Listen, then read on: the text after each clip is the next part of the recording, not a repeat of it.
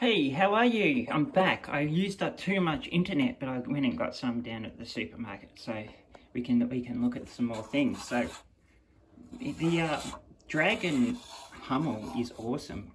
I absolutely love it. You see, I'm starting to get the whole structure here together. It's really nice and detailed. It fits together really well. Everything's nice. So I built the cannon. I'll show you. It looks pretty damn good, doesn't it? And it's got this like working hydraulic sort of thing going on with the, see there how that comes out? It's pretty cool, isn't it? And you've got this really nice range finding board there. Massive breech to contain all that explosive power. But it looks really good, doesn't it? We just got to add the final guard to the front. But the metal barrels come up alright. It's a bit annoying how it doesn't have any rifling in it, but them's are the brakes. The muzzle brake works as well, so this can come out and you've got that little bar in there. So it looks pretty cool. And then you've got the side panels here that are razor thin. Like that, look at that thinness. And they're not so much delicate, but yeah, you see how that's bending and such, and look at those grills for plastic moulding. Unbelievably good. Now, I believe this spot here is for a machine gun, but they haven't included one. But they're barrels for a machine gun, MG34 barrels. So I reckon, yeah, there is a groove here and here. And I reckon an MG34 is meant to go there and some MG34 ammo is meant to go there. But they haven't put that in. And there's some instruction mistakes that I want to show you too.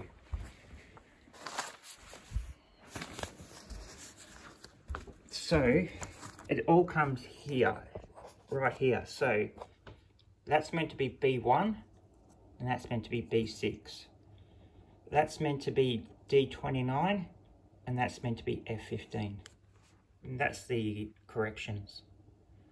So B1, not B6. That's meant to be B6, not B1. And you just swap those two around. So they just made a couple of errors there.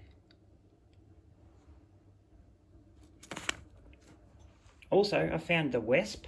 That's from Tamiya. It's an old one. One of the first ones I did when I was into Tamiya. So this can go with the Hummel as well. So we could do a wasp and a bumblebee. So what I did is I've soaked it in some Dettol. And I've got rid of all the paint. And all the parts came apart, which is good. So we got the side part off. Got the rear part off. Got one of those little things there. Got this other rear part off. A couple of things went missing, like this went missing. And there's a part at the back that went missing. There's this little thing in there that went missing. So they disappeared when it was getting stripped. I don't know where they went. But